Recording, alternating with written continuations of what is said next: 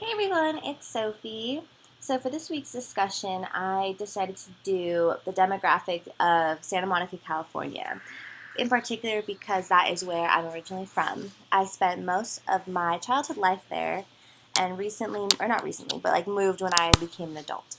So during my time living in Santa Monica, California, I didn't really observe much of like the diversity, the poverty, like the income, all the stuff that we're learning about now. I didn't think about because I was a child and I just was loving life out there. When I moved out to New Mexico, where I am now as an adult, it naturally started to like come to mind. Like I was able to see, oh, like out there, there's like so much of this, and out here, there's so much of that. Like I was able to compare those kind of differences, such as like race. So in New Mexico, I would have guessed that there are mostly like Native Americans, Hispanics that live here. Like that would be the highest percentage, but it's actually whites, just like out in Santa Monica, California. I was surprised by this fact because just like working here, living here, going to gym here, those are the kind of people I see, and that's just like what I would assume. But I was wrong. Same with Santa Monica, California. You do see a lot of like diverse people in like just the state in general. So I think that was something that I don't know, kind of like was like, oh yeah, you know what I mean? Like I thought that was pretty cool. Um, so some of the discoveries that challenged my assumptions and pushed my thinking was that of um,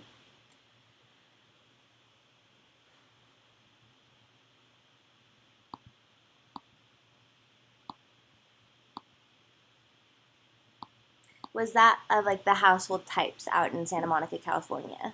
So when I'm thinking about household types out in Santa Monica, California, I'm thinking like expensive, I'm thinking like family related, I'm thinking like that, or like apartments with like, you know what I mean, like your averageness. But what really surprised me, what like got me like thinking, was that I've researched that um, households by type, 60% are non-family.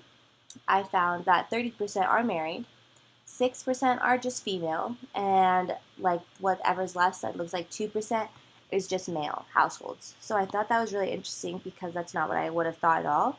And I think if I would have done the research on New Mexico too, it would have been different. Very, very different. I feel like you would get more like same marriage households and like more variety. So I thought that was really cool. In addition, the age was another thing that surprised me because the overall median age in Santa Monica, California is 36.2 years. For males, it's 34.9, and for females, it's 37.5.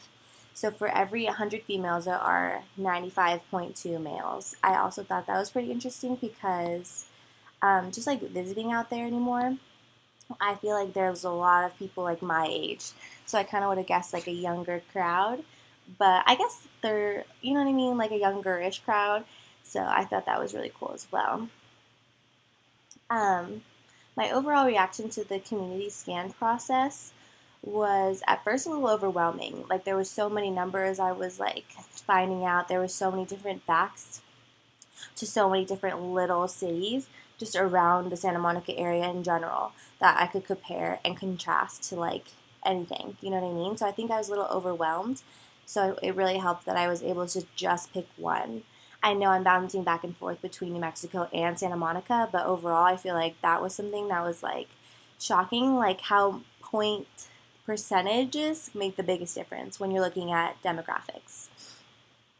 I'm really interested and excited to hear what the rest of my classmates have found out about their own cities because of all the things I found out. I'm really interested to see like the similarities and the differences. And yeah, look forward to reading those. Thank you.